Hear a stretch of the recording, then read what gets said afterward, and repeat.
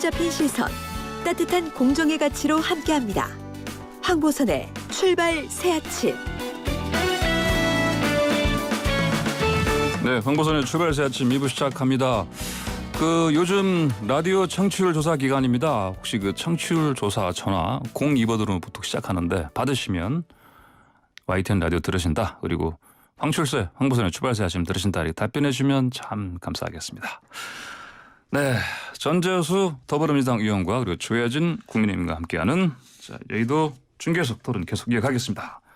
자, 이번에는 원래 당정이 재난지원금 80% 이 커트라인으로 정해놓고 하위 80% 지급한다 이런 쪽으로 이제 거의 결정됐는데 민주당에서는 지금 의총에서도 그렇고 이거 더 조정하자, 올리자, 아니면 100% 하자 이런 식으로 지금 의견들이 많이 나오는 것 같아 보니까 조정될 가능성이 있는 것 같습니까, 전 교수님? 예, 저는 충분히 논의되고 또 논의되는 과정에서 조정의 여지가 있다라고 봅니다. 원래 네. 이제 국회가 이제 정부에서 넘어온 예산을 심사를 하는 것이죠.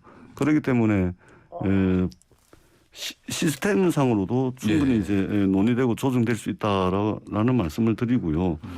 이게 문제가 되냐면 사실은 이제 간단한 문제인데 이 지금 이제 전 국민 지급을 하게 되면 전체 소요 예산이 한 12조 9천억인가 이 정도 들어가거든요.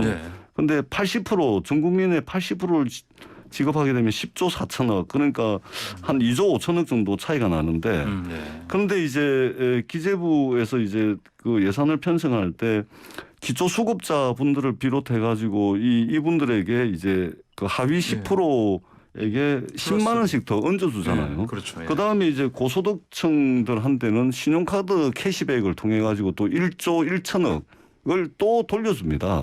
그러면 실제적으로 이거까지 다 합하면 전 국민한테 주는 거랑 똑같아요.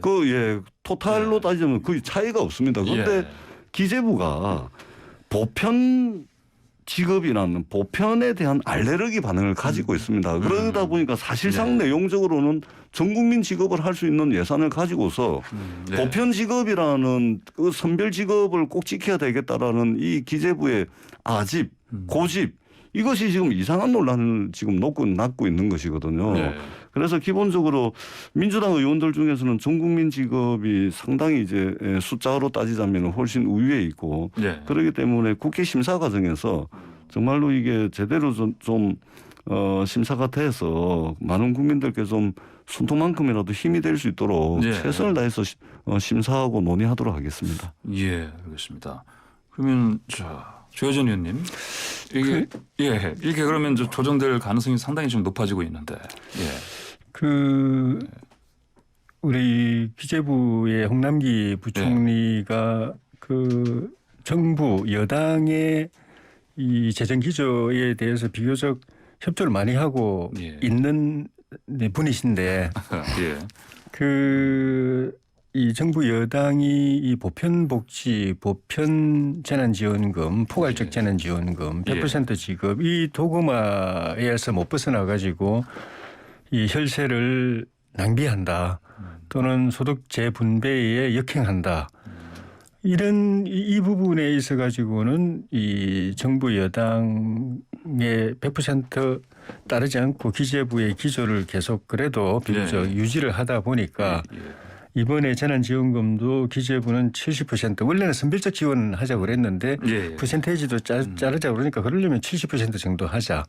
위에 나머지 30%는 필요하지도 않은 지원금이고 또 줘봐야 그 사람들 경제 생활 규모에 비교하면은 별 도움도 안 되는 거고 그 때문에 오히려 하위 계층에 더 어려운 사람들을 못 주고 있다. 소상공인이라든가 자영업자라든가 그중에 또 이제 여행업계라든가 이런 상하기대를 커버를 못하고 있다. 그래서 70%를 했는데 당정 협의 과정에서 80% 됐는데 국회 그 맞춰서 그 재난지원금 예산안을 국회로 넘겼는데 넘겨온 상태에서 또 다시 또 90%로 하자, 100%로 하자. 또 거기에 대표적으로 이제 보편복지론자인 예. 이재명 지사 측에서는 뭐 80%하고 81% 차이가 뭐냐. 예. 소득 뭐 1, 2만 원 차이 때문에 몇백만 원씩 받고 못 받고 그게 말이 되느냐 이런 논리로 또 100%로 하자 이러니까 이 그 당초에 그 2차, 3차, 4차 재난 지원 때 선별적 지원했던 것처럼 그렇게 갔으면 애초부터 이런 논란이 없었는데 예. 이 70%, 80%, %로 자르다 보니까 다시 또 국회에서는 90%, 100% 가버리면은 그동안에 논의했던 게 의미가 없어져 버리는 예. 그런 게 되지 않을까 좀 염려가 됩니다. 예. 알겠습니다. 자, 다음 얘기 좀 해보시죠. 그 이재명 지사하고 윤석열 전 총장 지금 설전 계속해서 이제 기사가 나오고 있는데 그 윤석열 전 총장 그 후쿠시마 오염수 발언 그것 때문에 이제 뭐 이재명 지사 일본 국외 논리다 또 이런 얘기를 했고 또 사실은 해명 과정에도 사실 좀 논란이 있었고요. 그 이낙연 전 대표는 뭐 자민당 총리 도전하는 거 이런 비판했습니다. 전재수 의원님. 예. 예. 저도 윤석열 전 총장의 발언을 봤는데요. 예. 예. 굉장히 공허합니다. 아주 공허하다는 느낌이고요. 뭐냐면은 이게 공부가 제대로 안 됐습니다.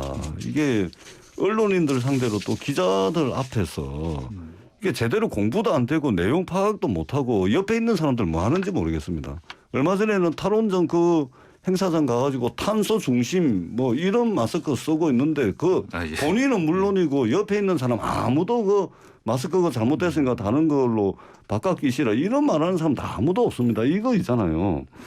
완전히 사실과도 틀리고 뭐 일본 오염수 방류의 역사에 대해서 전혀 이게 공부가 안 된 상황에서 그냥 막 자기가 아는 게 세상 천지에 다다 이런 식으로 지금 말씀을 하는데 이게 지금 있잖아요.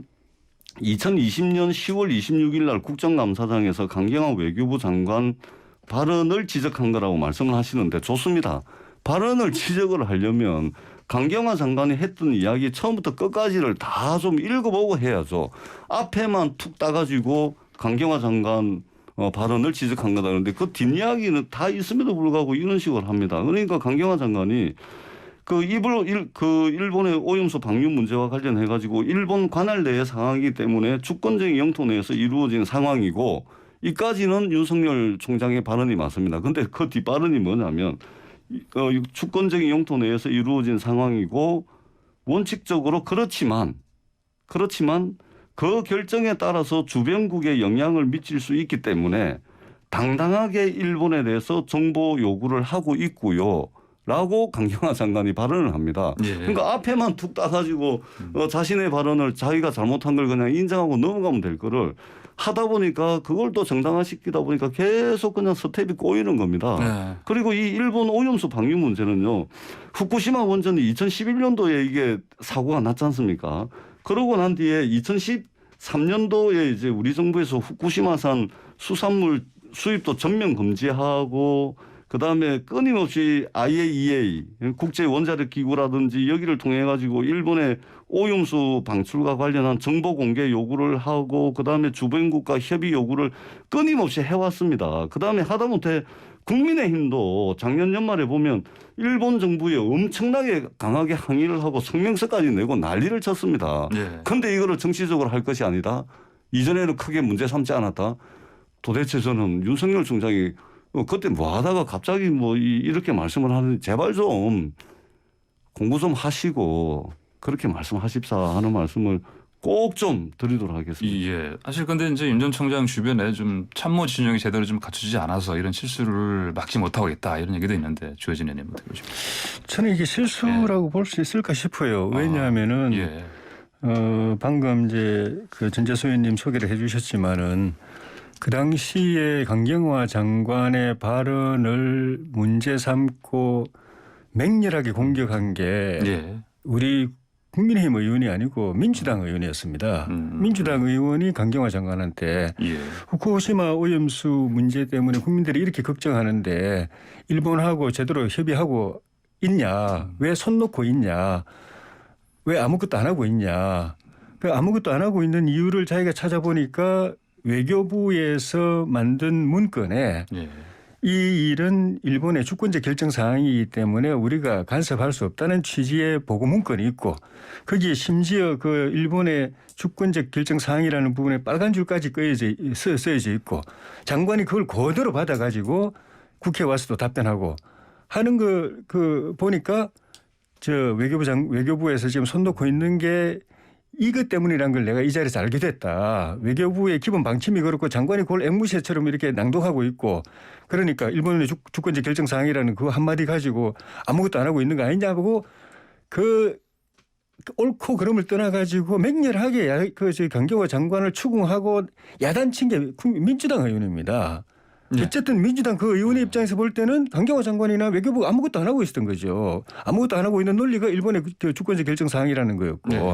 그거를 윤 전 총장이 인용했던 걸 뿐이고 그게 뭐 옳다 그렇다 강경화 장관 발언이 옳다 그 강 장관을 비난한 여당 의원의 주장이 옳다 이런 평가를 한 게 아니고 있는 그대로 이야기했을 뿐인데 그거를 이재명 지사는 뭐 그 내 귀를 의심했다 그러고 이낙연 전 대표는 무슨 그 일본 거구의 논리다. 일본 정부 논리 그대로 대변했다. 이런 식으로 말한 거 보고 제가 이낙연 전 총리는 자민당 총리 도전하는가 이렇게 얘기했고 이재명 지사는 이제 일본 구구 논리다 이렇게 얘기했습니다. 아니 그렇게 이야기하는 걸 보고서 이거는 오버 액션이다. 그러니까 조금 앞서가 있는 야권의 1위 주자하고 어떻게든 각을 세워보려고 오버 액션하는 거고 일종의 헐리우드 액션이다. 말꼬리 자꾸 물고 늘어지는 거다. 그런 생각이 들었습니다. 조혜진 의원님께서 조금 전에 일본 후쿠시마 오염수와 관련된 윤석열 총장의 말씀 이거 하나면 제가 그렇게 이해하고 넘어가겠습니다. 그런데 우리가 흔히 하는 이야기 중에 실수가 계속되면 실력이라는 이야기가 나오지 않습니까? 지난번에 일본과 관련해 가지고 죽창가 말씀을 하셨는데 이념 중심적으로 그 죽창가만 계속 문재인 정권이 불렀다. 그래서 오늘날 한일 관계를 이렇게 만들었다라고 말씀을 하시는데 이 죽창가가 무슨 저 일본 군들이 말하자면 탄약과 화약과 총을 들고만 나오는데 이 조선의 농민들이 이 화약과 총에 맞서가지고 들고 싸울 게 없어가지고 죽창을 들고 싸운 거를 말하자면 시로 썼고 이걸 노래로 한 게 죽창가입니다. 이거를 이념이라고 이야기를 하고 그러니까 이게 한두 번이 아니지 않습니까? 일본의 후쿠시마 오염수는 주변국에 대한 테러는 물론이고 태평양이라는 자연에 대한 극악무도한 테러 행위거든요. 그런데 이런 식으로 자꾸만 사실관계도 맞지 않고 일본이 박수칠 일입니다. 그런 차원에서 거구 논리라는 이야기고 자민당 총재 출마하냐 이런 비판을 받는 겁니다. 실수가 계속되면 그것은 실력입니다. 예, 지금 20초 나왔습니다. 죽창가는 일반 국민들도 잘 모르는 노래였는데 문재인 정권이 들어서자마자 반일 드라이브를 세게 걸면서 그걸 앞에서 선동한 조국 당시 민정수석이 죽창가라는 걸 갖다가 이렇게 소개해가지고 선동을 하는 바람에 이런 노래가 있구나. 그리고 이거는 반일 노래구나라고 국민들이 인식하게 된 거예요. 국민들이 그걸 아는 노래도 아니었습니다. 예, 알겠습니다. 자, 오늘 두 분의 여대 중에서 토론 여기서 마무리하겠습니다. 잘 들었습니다. 예. 네, 고맙습니다. 고맙습니다. 지금까지 국민의힘 최혜진 의원, 전재수 더불어민주당 의원과 함께했습니다.